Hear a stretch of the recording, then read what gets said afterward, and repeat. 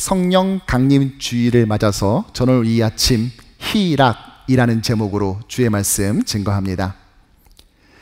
최근 한국에서 가장 많이 회자되는 단어가 있다면 아마도 도파민이 아닐까 싶습니다.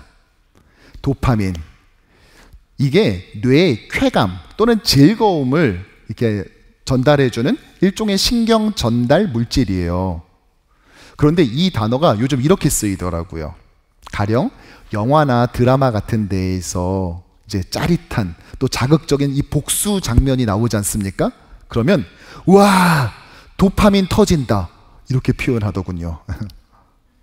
또 요즘 유튜브나 틱톡 같이 이제 플랫폼에서 그 짧은 영상들, 아주 그 숏컷의 짧은 영상들을 막 이렇게 자주 보고, 막 1분짜리만 돼도 막 벌써 빨리 감기로 막 돌려보면서 계속 막 보다 보면은 막 1시간, 2시간씩 가는 그런 어른들도 좀 있던데요. 이런 걸 가리켜서 도파민 중독이다, 또 이렇게 표현을 하더라고요. 기술이 진보될수록 스트레스와 긴장도 역시 높아지게 되고, 특히 지난 팬데믹을 거치면서 무언가 보다 자극적인 것을 찾는 그런 케이스가 많아진 것이겠죠. 결국 이 도파민 중독은요, 진정한 기쁨과 희락이 아니기에 거기에 만족하지 못하고 계속해서 또 다른, 또 새로운 자극을 찾게 만드는 일종의 가짜 기쁨인 것이죠. 우린 지난 시간 느헤미야의 구조가 두 개로 나누어져 있다고 보았습니다. 1장부터 7장까지는 성벽 재건을, 그리고 지난주에 읽었었던 8장부터 마지막 13장까지는 영적 재건을 다룬다고 했죠.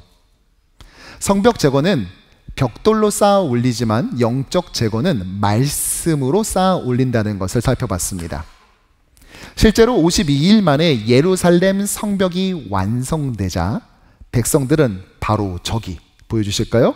저기 수문, 그곳에 모여서 학사이자 제사장인 에스라로 하여금 율법, 말씀을 들려달라고 하죠. 그런데 이 장면, 백성들이 한 곳에 모이고 한 사람이 말씀을 낭독하는 이 장면은 과거 이스라엘의 역사의 한순간을 떠올리게 해요. 데자뷰를 일으킨다고요. 어느 순간일까요? 바로 출애굽 이후 이스라엘이 처음 율법을 받은 사건입니다. 정말 둘이 너무 많이 닮아 있는데요. 한번 보시겠어요? 먼저 이스라엘 백성이 애굽의 노예 생활에서 나와서 시내산에서 모세에게 율법을 받습니다. 그런데 오늘 느헤미야서 8장에도 보면은 유다 백성이 바벨론 포로 생활에서 나와서 예루살렘에서 에스라를 통해 또다시 율법을 듣게 되는 것이죠. 이렇게 출애굽기 19장 시내산의 율법 수여와 오늘 느헤미야 8장은 긴밀히 연결되고 있는 겁니다. 그런데 오늘 본문은요, 한참 시간이 지나서 신약 시대가 되고 이 성령 강림절과도 연결되어 있다는 거예요. 아니, 이 둘이 어떻게 연결된다는 것일까요? 그것은 바로 이 성령 강림의 시간적 배경에서 우리는 단서를 얻을 수 있어요. 이 성령 강림이 언제 이루어졌습니까? 사도행전 2장을 보면 오순절 날이 이미 이름에 그들이 다 같이 한 곳에 모였더니 그들이 다 성령의 충만함을 받고, 아멘. 언제죠? 오순절. 이 오순절, 이 절기는요, 보리추수를 기념하는 일종의 감사절이었어요. 그래서 맥추절이라고 불렀죠. 이 한국 교회가 좀 독특하게 이 맥추 감사절을 7월 초로 따로 떼어서 드리니까 그렇지, 사실 이 맥추절과 오순절은요, 둘이 똑같은 날입니다. 같은 절기예요. 그런데 화면에 보시는 것처럼 차츰 그 성격이 변하게 됩니다. 이 오순절이요, 앞서 말한 이스라엘이 시내산에서 율법을 받은 날로 여기게 된 것이죠. 이미 신약 시대에 이르러서는요, 사회적 공감대가 다 형성됐어요. 이런 인식이 널리 퍼졌다고요. 더 이상 오순절은 곡식 추수의 감사절이 아니라 하나님의 말씀, 율법을 받은 날로 여겼던 겁니다. 바로 그날 성령님이 임한 거죠. 왜요? 그건 바로 성령이 말씀의 하나님이시기 때문이에요. 우리가 가끔 성령 하면은 뭐 방언이나 신유와 같은 성령의 은사를 먼저 떠올려서 그렇지, 사실 성령의 사역은 말씀을 통해 더 일반적이고 광범위하게 펼쳐지지 않습니까? 모든 성경은 하나님의 감동으로 된 것으로, 즉 성령님은 인간 저자를 통해 성경을 기록하게 하는 사역, 즉 성령의 감동과 이미 기록된 성경을 제대로 이해하고 깨닫게 하는 성령의 조명하심, 성령의 조명, 이 두 가지 사역을 통해 말씀을 통해 역사하시는 것이죠. 자, 그런 면에서 보면 오늘 본문과 오순절 성령 강림은 참 많이 닮아 있습니다. 말씀을 깨닫게 하시는 성령의 사역에 관해서 말이죠. 최초 성령 강림절 때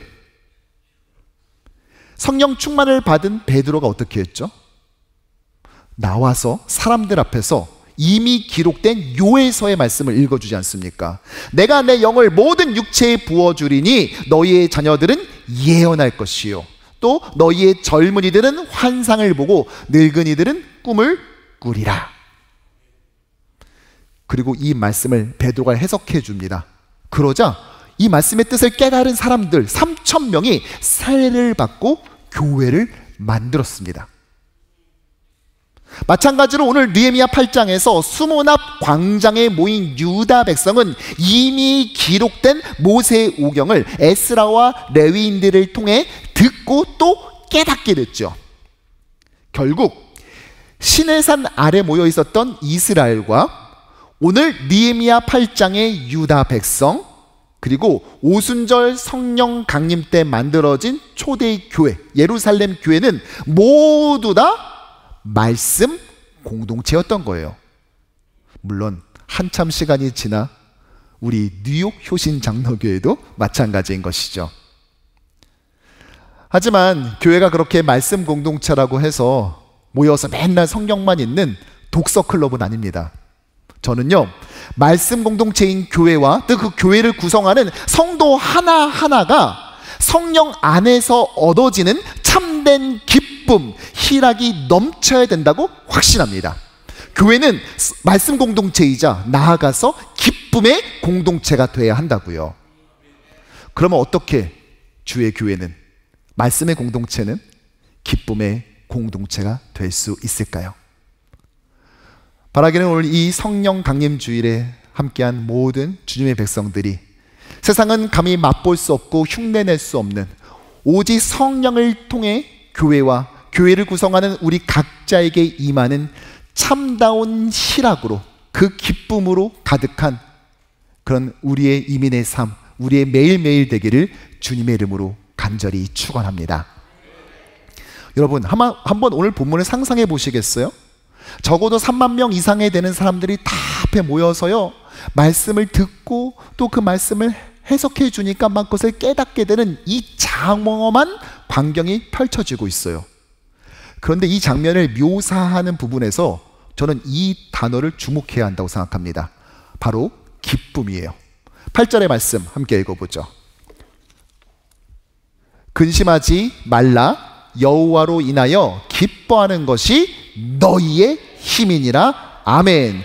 다음 12절의 말씀. 크게 즐거워하니 이는 그들이 그 읽어 들려준 말을 밝히 알미라. 아멘.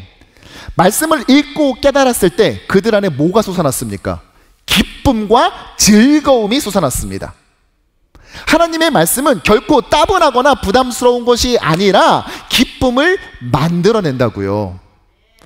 못 믿겠다는 표정이신데요, 정말이에요. 네. 요한 사도도 이렇게 말을 했죠. 요한일서 4절을 보면은요, 시작. 우리가 이것을 쓰면 우리의 기쁨이 충만하게 하려 함이라. 아멘. 요한이요, 요한일서를 쓰면서 뭐라고 그러냐, 이걸 쓰는 목적이 뭐라고요? 네, 이 편지를 받아들 그 교회에 기쁨이 넘치도록 하기 위해서 쓴다고 그렇게 말하고 있습니다. 성경의 기록 목적은요, 야, 너 이거 해, 저거 해, 그거 하지 마, 저거 하지 마, 이거를 넘어서 이것을 읽는 사람들이 이것으로 인하여 기쁨이, 희락이 넘치도록 하는데 목표가 있다는 것입니다. 즉 성령은요, 성경을 기록하고 뿐만 아니라 깨닫게 하는 이 사역을 통해 교회를 말씀 공동체로 만들 뿐 아니라 그 공동체 안에 기쁨과 희락이 넘치도록 하시는 것이죠. 하지만 우리가 여기서 놓치지 말아야 될 것이 있어요. 아, 성령님이 기쁨을 주신다라고 하니까 이게 그냥 알아서 자동적으로 되겠구나, 앉아서 그냥 말씀만 듣고 있으면 막 그냥 삶이 기뻐지겠구나 라고 착각하실 수 있는데 그건 오해입니다. 성령의 9가지의 열매라는 말을 다 들어보셨을 거예요. 거기에 두 번째가 무엇이죠? 오직 성령의 열매는 사랑과 희락과 무엇이죠? 희락, 기쁨입니다. 그런데 이거 은사 아니라 열매예요. 은사면은요, 값없이 주시는 선물이기 때문에 그냥 앉아만 있어도 성령님이 얘따 받아라 하면서 희락, 기쁨을 얻는 거죠. 근데 이거 은사 아니라 열매. 여러분, 열매는 어떻게 얻습니까? 사과나무를 만약에 심어 놓으면은요, 그냥 알아서 사과가 열려요? 어느 날 지나가는데 작년에 심은 사과나무가 날 부르는 거예요. 잠깐만 일로 와봐. 왜 사과나무야? 나 너한테 줄 게 있어. 그러면서 뭔데? 봤더니 널 위해 준비했어. 그러면서 사과를 딱 내놓나요? 아니죠. 사과나무 심은 다음에 물 주고 거름 주고 가지 쳐주고 땀과 노력을 쏟아야 사과 그 하나를 맺어주는 건 아니에요. 마찬가지로 성령의 열매는 예수 믿으면 자동 지급되는 물품이 아닌 겁니다. 따라서 성령의 열매, 이 희락은요, 말초신경 자극으로 발생하는 세상의 기쁨이 아니라 말씀을 깨닫고 난 뒤에 우리가 땀 흘려 노력해서 얻어가는 기쁨인 것이지요.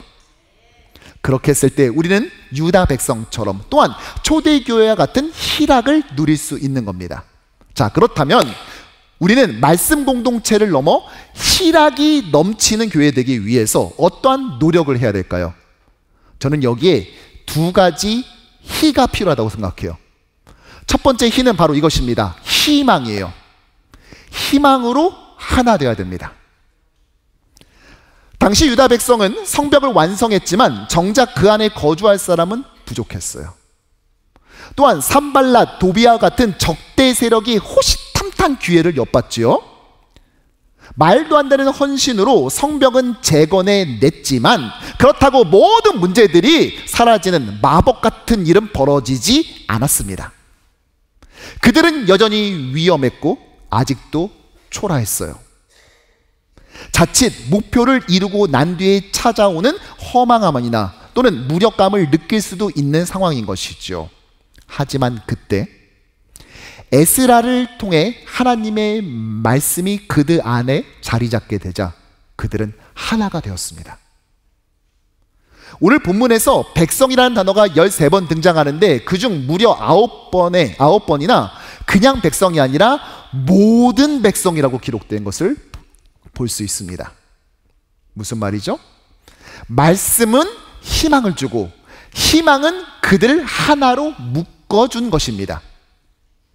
강단에서 에스라가 말씀을 읽을 때 양 옆으로 13명의 사람, 에스라까지 총 14명이 있었다고 했죠. 이들에 대한 추가 정보가 없는 것으로 보아 이들은 레위인이나 이런 제사장 집단이 아니라 평신도였던 것 같아요. 그러면 레위인, 제사장도 아닌 그들은 강단 위에서 도대체 무엇을 하고 있었던 걸까요?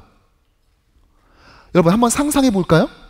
당시에 수만 명의 사람이 운집해 있습니다. 거기서 에스라가 말씀을 낭독하는데 새벽부터 정오까지 5시간에서 6시간에 걸쳐 읽는 거예요.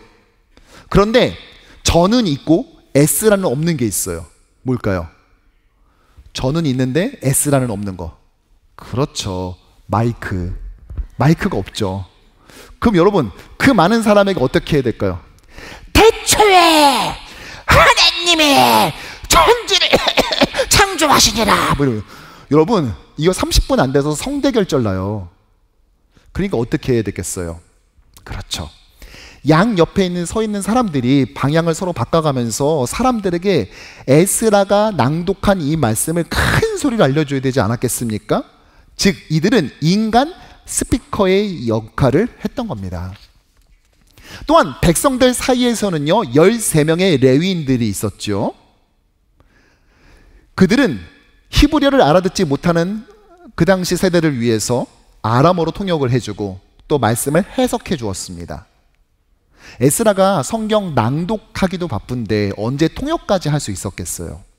결국 오늘 유다 백성이 말씀 공동체가 되는 과정은 결코 그 혼자 한 것이 아니라 혼자 할 수도 없었습니다.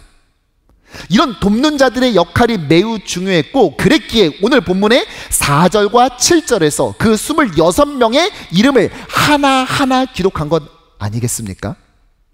마치 느헤미야 3장에서 성벽 재건에 함께 했었던 대표자 75명의 이름을 모두 기록해 놓았던 것처럼 말이죠.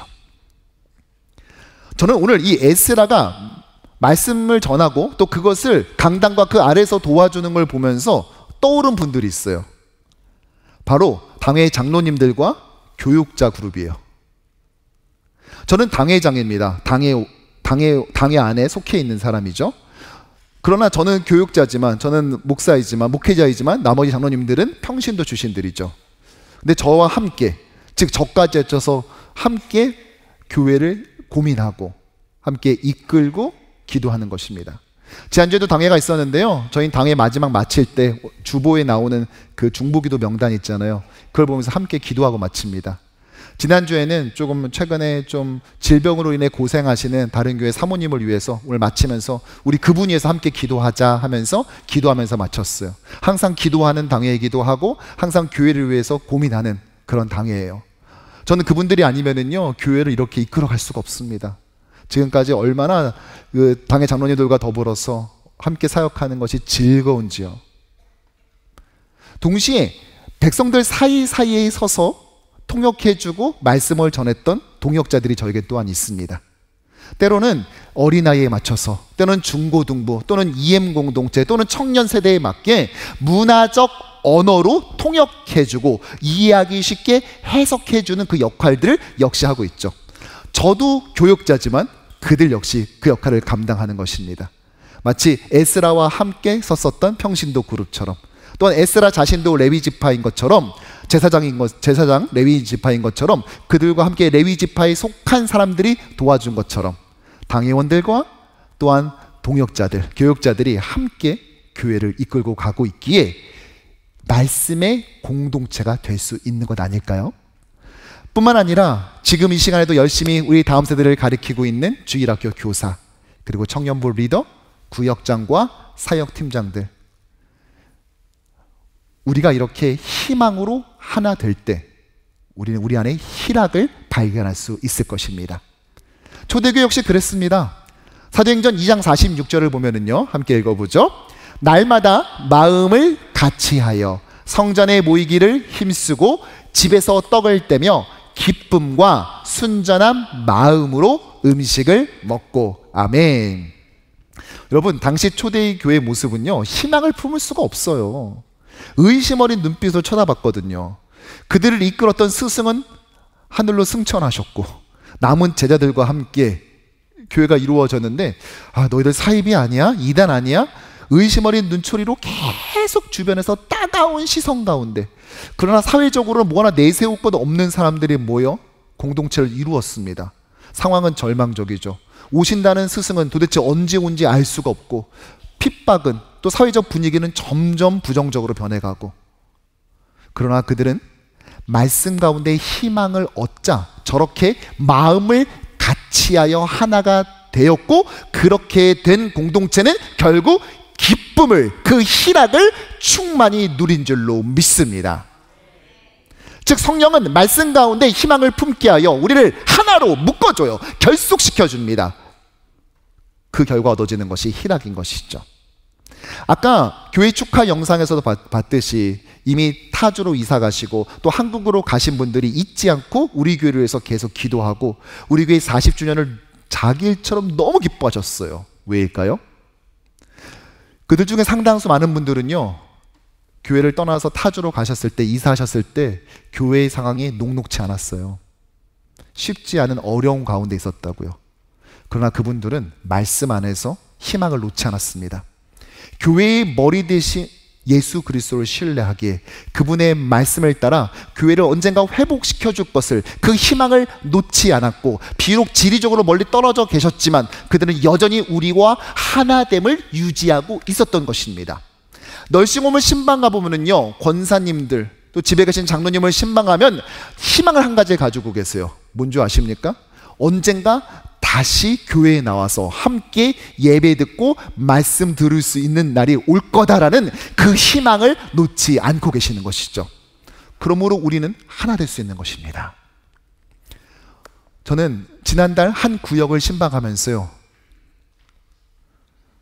정말 말씀 안에서 얻은 희망이 어떻게 우리를 하나로 묶어주고 그 하나됨이 우리에게 희락을 주는지를 경험할 수 있었습니다.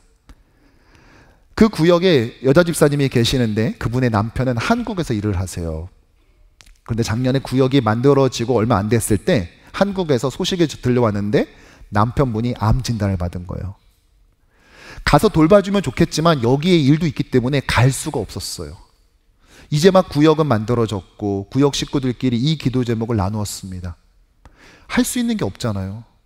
한국이라도 있으면은 옆에서 간호라도 해줄 수 있는데 이건 매일 전화 붙들고, 그래 의사 만나봤어? 뭐래? 수술 날짜 잡혔어? 그러면 다 낫는데? 괜찮대? 재발되지는 않는데? 매일 이러고 있어야 되니까 얼마나 속상할까요? 이것을 옆에서 지켜보는 구역 식구들이요, 구역에서 말씀의 은혜를 나누고 난 다음에 그들이 하나님께서 말씀 가운데 주시는 그 희망 속에 하나가 되어서 함께 기도했습니다. 그리고 함께 낫기를 기도했어요. 그런데요, 지난달에 갑자기 이 남편분이 예고도 없이 미국에 딱 오신 거예요. 한국에서 일이 조금 약간 슬로우해져서 가족들 너무 보고 싶으니까 갑작스럽게 미국으로 온 것이죠. 제가 놀랬던 것은 그분의 방문이 아니라 그분을 대하는 그 구역원들의 태도였습니다. 사실 이분이요, 교회를 안 다니시는 분이세요. 근데 미국에 왔고 온 가족이 교회를 나오니까 같이 나와서 우리 교회 예배를 3-4번 드리고 한 달 동안 계시는 동안 주일 예배 드리고 돌아가셨거든요. 그분이 왔다는 얘기를 듣자 구역원들이 저마다 드리는 예배 시간도 다른데 다 갑자기 모여가지고 이분을 만나자마자 얼마나 반갑게 맞이하는지. 좀 비유를 들어보자면요, 일사후퇴 때 흥남부두에서 잃어버렸던 가족을 다시 만나는 이산 가족 상봉이 따로 없었습니다. 그래서 막 처음 보는 분은 손을 덥석 땄더니 아이고 이제 오셨군요. 너무 잘 오셨어요. 요즘은 어떠세요? 몸 좀 괜찮으세요? 약은 잘 드시고 계세요? 검사는 잘 받고 계세요? 와, 그러니까 이분이요, 사실은 교회도 안 다니는 분이 교회라는 것이 낯설고 미국도 낯선데 교회도 낯설고 사람도 낯선데 모르는 사람들이 갑자기 막 몰려들더니 막 저마다 손을 만지고 막 끌어안고 너무 보고 싶었다고 이러시니 이분이 처음에 당황하시더라고요. 근데 구역원들은요, 봐줄 마음이 1도 없어요. 계속 그러거나 말거나 너무 보고 싶었다고 막 점심 먹자면서 갑자기 점심 식사를 약속하더니 다 같이 가는 거 있죠. 마침 그분이 구역 모임에도 오셨다는 얘기를 듣고 제가 하던 일을 잠시 내려놓고 그 구역을 신방을 갔습니다. 사진을 보여주실까요? 그분이 수술을 받은 곳이 손가락이에요. 그런데 작년에 어떤 분이 저에게 그 장갑을 하나 선물해 주셨습니다. 제가 그때 그 장갑을 선물 받으면서 갑자기 이 생각이 드는 거예요. 어쩌면 저분께서 한 번쯤은 미국에 오지 않겠나? 이제 수술도 잘 끝났으니까 한 번쯤은 미국에 올 것 같다라는 생각이 들어서 제가 오시면은 선물해 드려야지 라고 제가 놔둔 게 있는데 진짜 이렇게 오신 겁니다. 그래서 그걸 챙겨 들고 갔어요. 그래서 사실 요거 제가 한 번도 안 썼던 겁니다. 그러면서 제가 선물도 건네고요, 구역원들과 함께 저렇게 기념사진 촬영도 하고, 또 그분을 위해서 선생님 괜찮으시면은 자 이렇게 오셨으니까, 작년에는 제가 국제통화로 수술 전에 기도해 드렸는데 오늘도 이렇게 직접 오셨으니까 제가 기도해 드려도 될까요? 하고 기도를 해드리는 그런 일이 있었어요. 무엇이죠? 우리는 말씀의 공동체예요. 근데 말씀의 공동체는 말씀 안에서 희망을 얻습니다.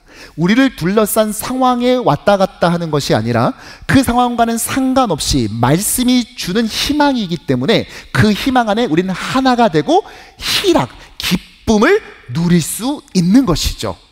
이것이 말씀 공동체가 희락을 누릴 수 있는 비결인 것입니다. 제가 이 얘기를 하니까 이것은 뭐 교회에서만 해당되는 이야기겠다 생각하십니까?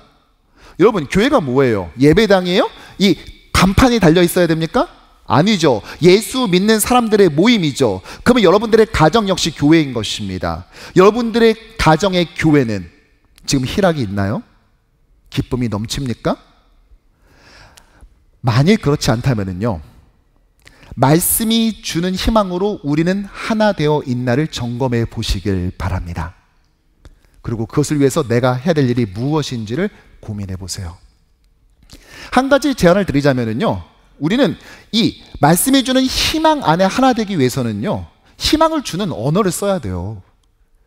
가끔 보면은 희망이 아니라 절망을 주는, 낙담시키는 그런 언어를 쓸 때가 우리가 솔직히 있잖아요. 저는 정말 이 시간 여러분에게 간절히 권면하고 싶은 것은요, 절망과 낭망의 언어는요, 생산하지도 말고 유통하지도 않길 바랍니다. 오직 말씀이 주는 희망의 언어들을 끊임없이 만들어내고 그것을 흘려보냄을 통하여서 우리가 말씀의 희망 안에 하나 되는 공동체 되기를 주님의 이름으로 축원합니다. 두 번째 희는, 희락을 주는 희는 무엇인가? 바로 희생입니다. 우리는 희생하며 섬겨야 돼요. 율법을 듣게 되었을 때 백성들은 이날이 절기상 나팔절이라는 사실을 알게 됐어요. 그래서 느헤미야가 10절에 이렇게 말을 하지요. 시작. 느헤미야가 이르기를 너희는 가서 살찐 것을 먹고 단 것을 마시되 준비하지 못한 자에게는 나누어 주라. 아멘. 나팔절을 지키기 위해서 뭘 먹으래요? 살찐 것과 단 것. 무엇이 생각이 나시나요? 저는 얼마 전에 먹은 탕수육이 생각이 나요. 살찐 것과 단 것. 아마 이 얘기를 들으시면서 목사님, 제가 딴 건 모르겠는데 나팔절은 굉장히 잘 지킬 수 있겠는데요? 라고 생각하시는 분 계십니까? 이것은요, 그 당시에 그들이 준비할 수 있는 최고의 음식을 이렇게 표현한 것입니다. 하지만 그들 모두가 이런 최고의 음식을 준비할 수 있는 것은 아니에요.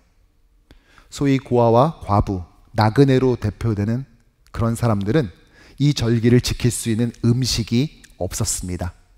그래서 10절에 그들을 준비하지 못한 자라고 표현하고 있지요. 이것은 반드시 경제적 가난만을 말하는 것은 아닐 겁니다. 어떤 분은 자존감이 부족한 분이 계세요. 어떤 분들은 위로가 필요하고, 또 어떤 분들은 자기를 향한 진실된 기도를 애타게 요청합니다. 그리고 가장 중요한 것, 나 역시도 때로는 준비하지 못한 자일 수 있다는 것이죠. 그럴 때 우리는 그에게 다가가서 나의 시간, 나의 물질, 나의 마음을 희생하며 섬길 때 그 준비하지 못한 자의 결핍은 비로소 채워지게 될 것입니다. 그리고 나와 채워짐을 경험한 그분, 그리고 이것을 지켜보는 우리 공동체는 희락을 누릴 수 있게 되는 것이죠. 근데 그럼 목사님, 이건 꼭 교회가 아니더라도 세상에서도 이러지 않습니까? 아니, 자기의 것을 나누고 섬김으로써 아름다운 세상 만들자, 따뜻한 세상 만들어 보자, 이러잖아요. 이러면 교회와 세상도 다를 건 없지 않습니까? 아니요, 다릅니다. 우리가 이렇게 준비하지 못한 자를 위해 내 것을 희생하며 섬기는 이유가 무엇이죠? 동정심 때문입니까? 오늘 12절에서 이렇게 말하고 있습니다. 시작. 모든 백성이 곧 가서 먹고 마시며 나누어 주고 크게 즐거워하니 이는 그들이 그 읽어 들려준 말을 밝히 알미라. 아멘. 쉬운 성경의 번역을 보자면요, 그들이 마침내 들은 말씀을 깨달았기 때문입니다 라고 말해요. 이들이 이렇게 자기의 것을 내어준 이유가 무엇이에요? 말씀을 듣고 깨달았기 때문이에요. 우리가 다른 사람을 위해 희생하는 것은요, 우월한 도덕의식이나 뭐 박애주의나 성품이 뭐 타고났길 너무 따뜻하게 타고나서가 아니라 그 기원을 하나님의 말씀에 두고 있고 그 말씀을 실천할 때만 경험할 수 있는 기쁨을 누리는 것입니다. 우린 지난주 어버이 주일을 맞이했죠. 여러분, 어버이 주일 어떠셨어요? 정말 좋았죠? 그렇게 되기 위해서 우리 실버 세대를 섬기기 위한, 어른 세대를 섬기기 위해 우리 청년부가 굉장히 많이 헌신해 줬어요. 사진을 보시는 것처럼요, 막 저렇게 특별 공연을 막 이렇게 막 선글라스 끼고 막 이렇게 춤도 추면서 공연도 해주고요. 또 음식도 육개장과 우리 부추전을 계속 그 부추전을 부쳐주기도 하고, 또 데코레이션도 하고, 또 레크레이션도 하고, 또 포토존도 운영하면서 막 이것저것을 준비하는 거예요. 참 고마운 게요, 교회가 이렇게 큰 행사를 할 때마다 청년들이 부탁도 하기 전에 자발적으로 먼저 나서줘요. 참 이런 청년부는 저도 처음 본 것 같아요. 하지만 여러분, 그렇다고 해서 청년들의 수고를 당연하다 여겨서는 안 됩니다. 그들의 헌신을 디폴트 값으로 여겨서는 안 돼요. 이들의 수고는 상수가 아닙니다. 젊으면 의례 그렇게 하는 게 아니라고요. 그럼에도 불구하고 참 안타까운 것은 간혹 교회들에서 청년들과 이 젊은 세대들을 마치 교회 사역에 쉽게 동원할 수 있는 손쉬운 노동력으로 느껴지게끔 그렇게 오해되는 그런 일이 있지 않나 하는 생각이 들 때가 있습니다. 우리는 그들의 수고에 감사해야 돼요.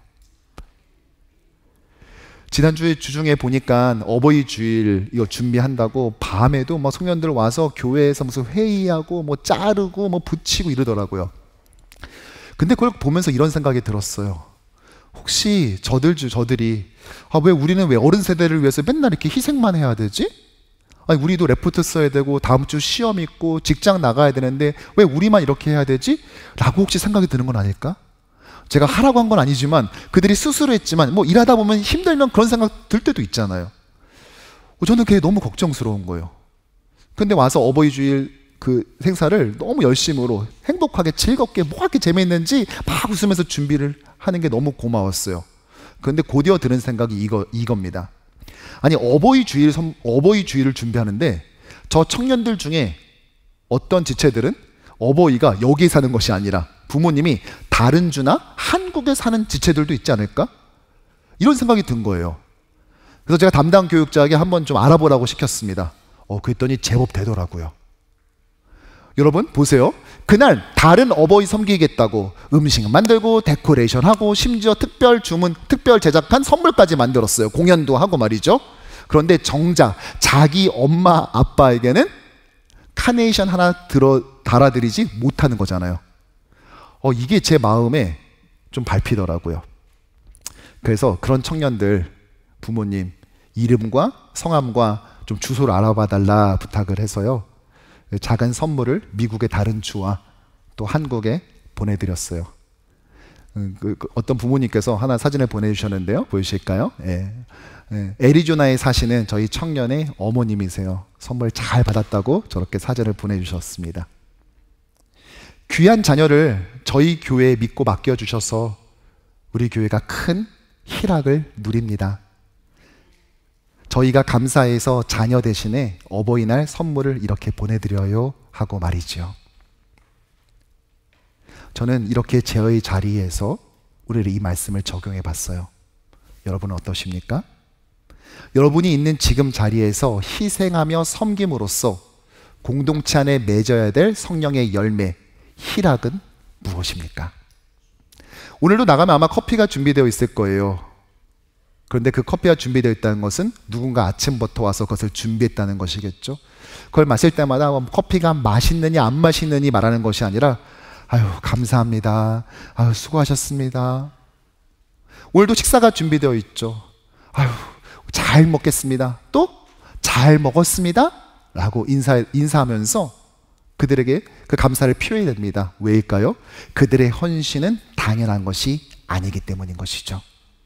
한번 옆에 분과 한번 연습해 볼까요? 감사합니다. 잘 먹었습니다. 시작. 감사합니다. 잘 먹었습니다. 저 앞뒤로도 인사하죠. 귀한 섬김에 감사합니다. 시작. 귀한 섬김에 감사합니다. 이렇게 그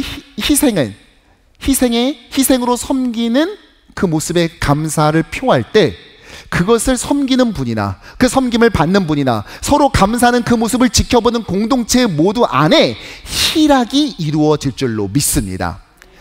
우리는 창립 40주년을 맞아 10년을 한 주로 환산해서 4주간 창립 감사 예배를 드렸는데요. 첫 번째 주에는 야외 바베큐 파티를 했죠. 그때 바베큐 그릴을 가지고 계신 분들에게 교회에 좀 빌려달라고 했어요. 근데 그릴 중에 하나가 보니까 너무 새 건 거예요. 너무 깨끗해요. 그래서 제가 교육자들이 물어봤어요. 야, 이건 너무 깨끗한데? 그랬더니 진짜 새 거라는 거예요. 한 번도 써본 적이 없는 새 그릴이라는 거예요. 한 젊은 집사님이요, 이 교회 광고를 보고 교회를 위해서 뭘 섬길 게 없을까 하다가 정말 바비큐 그릴을 구입해 버리셨어요. 그리고 한 번도 쓰지 않는 그릴을 교회에 빌려주신 거예요. 근데 참 여러분, 사람 마음이라는 게 간사하죠? 그게 좀 무겁거든요. 이거 갖고 오셨는데, 아니 이양 섬겨주시는 거 배송을 아예 교회로 해주시면은 이렇게 힘들게 가지러 갈 필요가 없지 않았을까라는 생각이 제 안에 들더라고요. 그런데 교육자들 하는 말이, 그게 다 완성된 상태로 오는 것이 아니라 그걸 받으면요 다 일일이 조립을 해야 된다는 거예요. 그 큰 거를. 근데 그걸 교회로 보내버리면은 안 그래도 바쁜데 교육자들이 그거 조립하느라 시간을 쓸 것 같아서 본인 집에서 그걸 받아가지고 본인들이 부부가 낑낑대면서 조립을 다 한 다음에 교회에 대여를 해주신 것이죠. 또 어떤 분은요, 이 사실을 알게 되고요, 알고 난 다음에 아니 교회를 위해서 한 번도 쓰지 않은 그릴을 이렇게 주셨는데 이거 그냥 반납해서는 안 된다. 닦기는 했지만 정말 새 것처럼 만들어서 드려야 되는 거 아닌가 해서, 또 어떤 성도님은요 그거를 또 끝나고 3번이나 다시 닦는 거예요. 거의 뭐 면봉으로 그 안쪽까지 닦는 심정으로 손가락을 하나씩 다 넣어가지고 거의 분해하다시피 해서 깨끗이 닦아서 다시 조립을 하더라고요.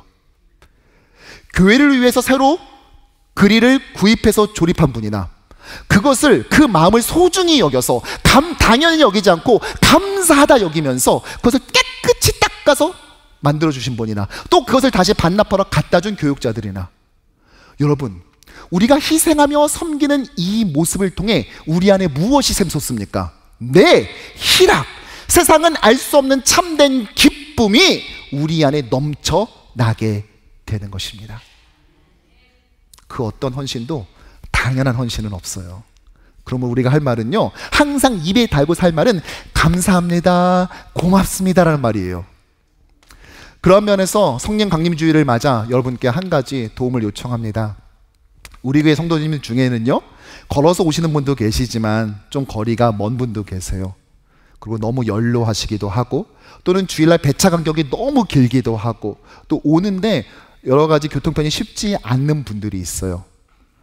네, 이런 분들을 위해서 우리가 차량 봉사자들이 차량을 운행하고 있습니다. 그런데 수가 좀 부족한 것 같아요.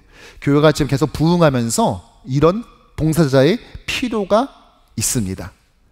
그리고요, 봉사자가 있다 할지라도 만일 주일날 어떤 분을 모셔다 드리는데 그걸 1년 내내 해야 된다면, 아니 이분도 아플 때가 있고 또 어디 가셔야 될 때가 있는데 이걸 1년 내내 해야 된다고 생각하면, 여러분 이건 무슨 또 하나의 직장 아니겠습니까? 그래서요, 조만간에 저희가 이쪽 방면으로 모셔다 드릴 분을 찾습니다. 픽업하고 라이드 해주실 분을 찾아요. 운전을 잘 못하시는 분은, 목사님 제가 교회 배는 못 모는데요, 제 차는 제가 잘 몰아요. 그러니까 제 차로 모셔다 드릴게요 하는 분도 좋아요. 매주 못한다 할지라도 격주로 또는 격달로만 해주신다 하면 이 무거운 사역의 짐을, 이 봉사의 짐을 나눠 갖게 되고, 희생을 통해 섬김, 또 그 안에 싹 트는 참다운 희락이 넘쳐나는 공동체 될 줄로 믿습니다. 말씀을 정리하죠. 오늘 느헤미야 8장은요, 과거 시내산 언약의 재현이자 또한 오순절 성령 강림을 준비하는 사건이었어요. 징검다리와 같은 것이죠.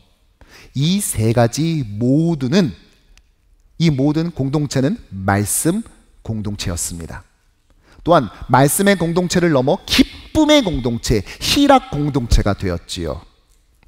세상은 기쁨을 자연스러운 것이라 말합니다. 기쁘니까 기쁜 거예요. 하지만 성경은 희락을 노력해서 얻어야 될 열매라고 말하고 있습니다. 사랑하는 성도 여러분, 우리의 희락은 단순한 도파민 분비가 아닙니다. 우리의 희락은 세상의 기쁨과 그 모양과 성분이 달라요. 왜냐하면 근원과 재료가 다르기 때문이죠. 우리는 말씀이 근원되어 성령의 도우심 속에 희망으로 하나 되고 희생으로 섬기며 하늘의 기쁨을 맛보게 되는 것입니다. 바라기는 우리 뉴욕 교신 장로교회가 새로운 40년을 향해 출발하면서 세상이 말하는 기쁨에 취해 있는 것이 아니라 오직 말씀 공동체만이 누릴 수 있는 그 하늘의 희락으로서, 그 하늘의 기쁨으로서 덩실덩실 춤추는 그런 공동체 되기를 주님의 이름으로 간절히 축원합니다.